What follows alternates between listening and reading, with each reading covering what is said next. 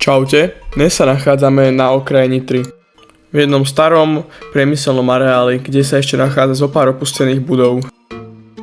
Momentálne sa nachádzame za plotom najväčšej z nich a myslím, že je to jedna z posledných, ktoré sú tu ešte opustené. Tí, čo ma sledujú už také 2 roky, tak vedia, že som tu raz bol, teda asi si to postrehli.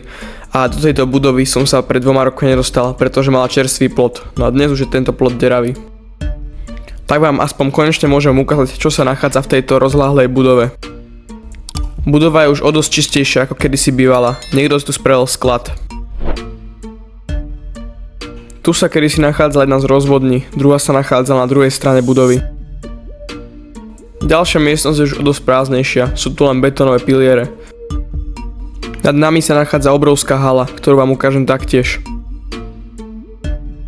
Celá budova bola vlastne len obal na technológiu. Čiže nejaké serióznejšie využitie tejto budovy je skoro nemožné. Maximálne taký ten sklad, ako ste mohli vidieť na začiatku, sa tu dá spraviť. A na čo vlastne táto budova slúžila? Budova patrila do areálu závodu Plastika Nitra. Ten bol uvedený do prevádzky v roku 1963. Sústreďovali sa na chemický priemysel a výrobu plastov a plastových výrobkov. Ináč firma Plastika Nitra ešte stále dodnes funguje a vyrába, ale v iných priestoroch. Niektoré budovy v areáli, teraz skoro všetky, sa im stali nadbytočné a popredávali ich alebo proste opustili. No a podľa toho, čo som zistil, mala táto budova 2 kľúčové využitia. Úprava vody a spaľovňa odpadu. Avšak to spaľovňou som si nie je úplne istý, či to zrealizovali alebo nie, pretože našli sa tu nejaké dokumentačné plány, ale tie hovorili len o možnej realizácii. Neviem, či to tu je teda ozaj bývalá spaľovňa, alebo to tu bola len kotolňa, ktorá sa chystala na prerábku na spaľovňu.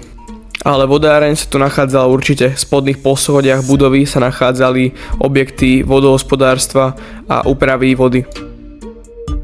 Ale teoreticky tu spaľovňa mohla byť už zrealizovateľná, zároveň že tu fungovala kotolňa. Totiž pri spaľovaní odpadu sa produkuje teplo, no a to teplo môže byť použité na ohrev. No a keď zrovna nespaľovali, mohli proste pridávať nejaké palivo, aby udržali produkciu tepla. Čiže spaľovňa a kotolňa v tejto budove mohli ísť ruka v ruke. Samozrejme, neberte to ako úplne overenú 100% informáciu, pretože je to len moja hypotéza. Mohlo to byť úplne inak, alebo to mohla byť aj pravda. Ale to sa už asi nedozvieme. Ale ak náhodou niekto z vás vie, kľudne ma opravte v komentároch, budem vďačný. Momentálne opúšťame priestory kancelárií, už sú skoro úplne vypratané. Nad nami sa ešte nachádzajú taktiež kancelárie. Na popraskaných stenách už vzniká zelená plieseň, celkom pekne to vyzerá podľa mňa. Pokračujeme vyššie, do najväčšej haly budovy, kde sa nachádzala tá veľká technológia na spaľovanie alebo čokoľvek tu mohlo byť. Budovu dnes využívajú už len holuby, ktoré tu žijú a keď sem dojdete, tak ich vyrušíte a začnú sa správať trochu šialene.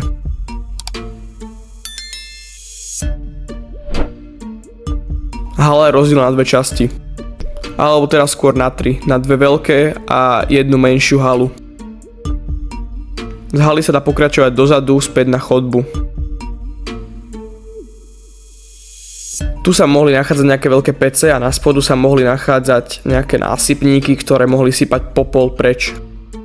Ja sa už nachádzam v druhej polovici tejto haly. Tu už je podlaha plechová, čiže sa tu pohybovať moc nebudem.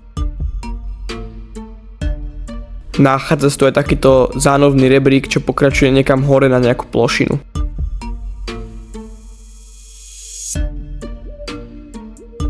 Cez dieru v stene odtiaľ to vynášali stroje, keď prevádzku ukončili. Je o mnoho výhodnejšie rozbiť trochu budovu, aby ste vyniesli von veľké stroje namiesto toho, aby ste tie stroje rezali na menšie časti a potom museli skladať. Ináč zaujímavé je, koľko veľa železa tu je. Ale už ho tak ľahko asi nepokrádnu, pretože budova je obohnaná plotom, ktorý má len menšie diery, cez ktoré sa dá dostať a s káričkou teda určite nie. Ale aj tak, predtým lež budovu obohnali plotom a vyprázdnili väčšinu miestností, tu žiadny plot nebol a dalo sa sem dostať úplne na pohodu aj s dodávkou. Alebo boli proste zberačikov leniví ísť mimo mesta. Povedal by som, že veľké prístupné priemyselné budovy, ktoré sú blízko tak veľkého mesta, už nebudú mať moc veľa železa vnútri. Alebo len zbierači o tejto budove proste nevedeli. Nie je to až predsa taká známa budova, čo sa týka opustených budov v okolí Nitry. Ale hold, no už neskoro. Momentálne sa nachádzame na najvyššom poschodí, sú tu ďalšie haly.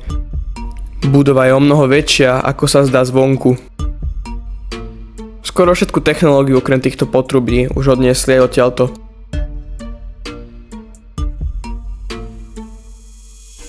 Teraz sme počuli divné zvuky, ako keby dvoch ľudí rozprávajúcich sa v budove alebo kúsok od nej a potom sme zistili, že hneď naproti sa nachádzajú chatky. Kancelárie, ktoré sa nachádzajú tu, sú už taktiež úplne vypratané. No a z jedného videa, ktoré je staré asi 3 roky, som zistil, že tieto kancelárie boli kedysi úplne plné vybavenia. Momentálne sa nachádzame na asi najkrajšom mieste budovy a je to taká diera v stene, ktorá vedie do tej obrovskej haly. A je odtiaľ teda nádherný výhľad na celú halu. Dobre, opúšťame tieto výhľadové kancelárie a ešte vám ideme ukázať posledné dve haly tejto budovy, ktoré sú navzájom prepojené.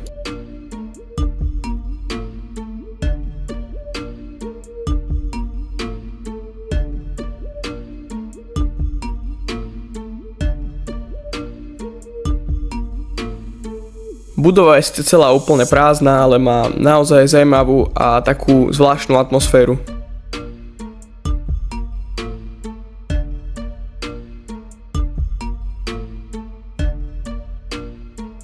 Ďalšia náhodná diera, ktorá vedie von. Sme celkom vysoko. No a na konci tejto haly sa nachádza priečka, ktorá ju rozdeľuje druhé haly, ktoré sú vlastne identické. Až to, že v tejto sa nachádzajú takto zaujímavo rozmiestnené svetla. Vyzerá to dosť atmosféricky. Ozaj krásne miesto. Dobre, zliezol som z rebríka a pokračujem na koniec tejto haly.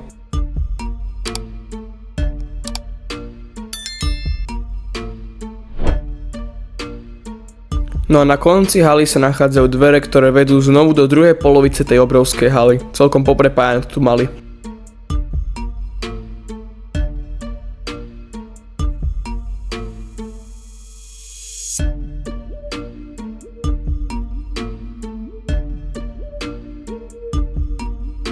Dobre, opúšťame túto budovu.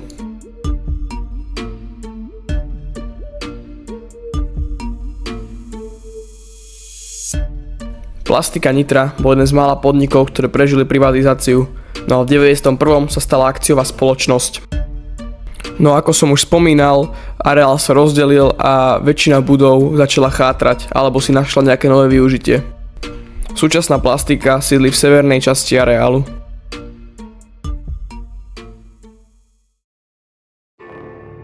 Opúšťame tento areál a presúvame sa do druhého areálu, ktorý sa nachádza hneď za plotom.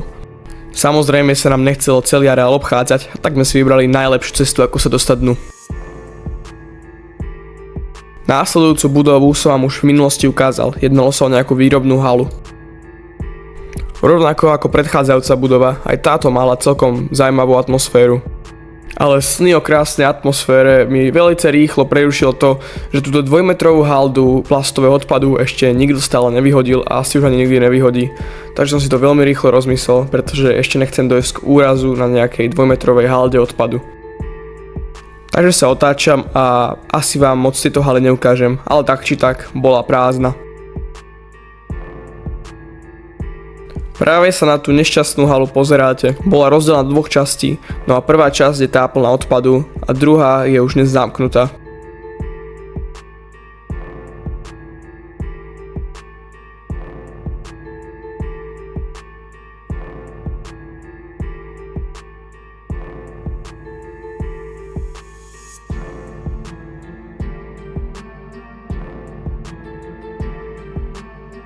Vzadu stojí ešte takýto tehlový komín, jeho výšku odhadujem na asi 90 metrov.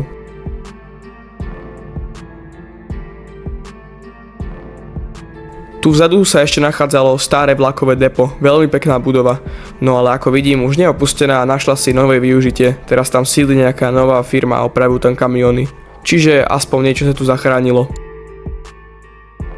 Dobre, na čase opustiť areál. Na konci alebo skôr začiatku areálu sa nachádza ešte malá budova vodárne a silo. A takáto strážna mačka.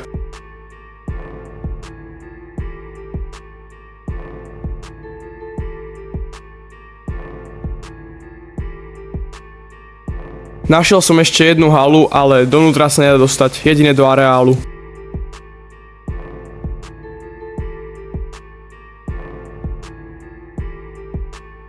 Dobre, to je bolo z areálu, bývalej plastiky, všetko. Dúfam, že sa toto video páčilo a uvidíme sa na budúce na ďalšom zaujímavom opustenom mieste. Čaute, nezabudnite na like, odber a zdieľajte.